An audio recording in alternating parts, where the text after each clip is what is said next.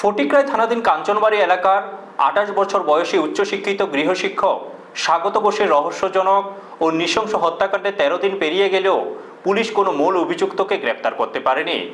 গত ৩রা জুন বাড়ি থেকে নিখোঁজ হওয়ার দুদিন পর ৫ই জুন ভাটি দুধপুর এলাকার একটি জলাশয় থেকে তার মুখ ও গলা বাঁধা এবং ভারী পাথর ঝুলানো মৃতদেহ উদ্ধার হয়।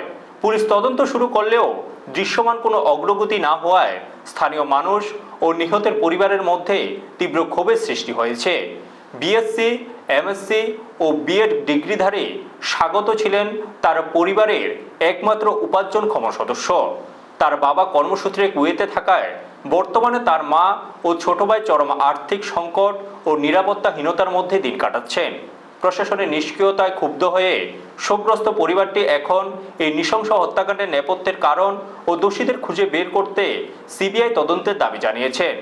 একই সঙ্গে সুষ্ঠু ও দ্রুত বিচারের আশায় তারা রাজ্যের মুখ্যমন্ত্রীর ব্যক্তিগত হস্তক্ষেপের আবেদন জানিয়েছেন। ব্যুরো রিপোর্ট, নিউজ তৎকাল 24। কিন্তু এখন পর্যন্ত কোনো ইমপ্রুভ নাই যে তারা আসামি ধরবে বা ঘুষ পাচ্ছে বা সেই মেডিকেল রিপোর্টও আসে নাই। আজকে বোধহয় ১২-১৪ দিন চলে, কোনো খবর নাই। এখন আমি আর এইসব দেখতে দেখতে তাদের কোনো এই পরিচালনা নাই দেখে আমার এখন মন আর স্থির করতে পারছি না। এখন আমি চাইছি যে একটু আমার ছেলের এই মৃত্যুর সেই আসামিকে সিবিআই একটু তদন্ত করলে আমি মা একটু শান্তি পাই। কিন্তু এছাড়া আমার আর মনের কোনো সান্ত্বনা দিবার কোনো ইয়েই নেই।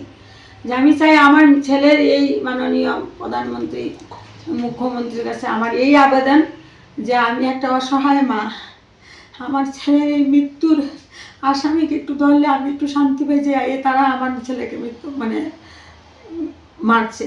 এইটার নিয়ে আজকে অনেক দিন ধরে চলছে তদন্ত, কিন্তু কোনো তো কিছু পাচ্ছি না। আসামি ধরছে বা ধরবো বা একটু ইয়ে পাচ্ছে না, তারা শুধু বলছে মেডিকেল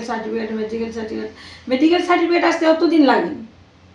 এখন সার্টিফিকেট বলবে যে এই স্থানে সেই স্থানে, কোনো বিশ্বাস নেই আমার। আমি চাই সিবিআই দিয়ে আমার ছেলের এই মৃত্যুর কারণটাকে বার করার জন্য। এটাই আমি মাননীয় মুখ্যমন্ত্রীর কাছে আমার আবেদন। আপনার ছেলের কি নাম? আমার ছেলের নাম স্বাগত ঘোষ, বাড়ির নাম ডাক নাম সাগর ঘোষ। কবে মারা গেছে এবং ৩ তারিখ নিখোঁজ, কিন্তু ৫ তারিখ তার বডি পাওয়া গেছে।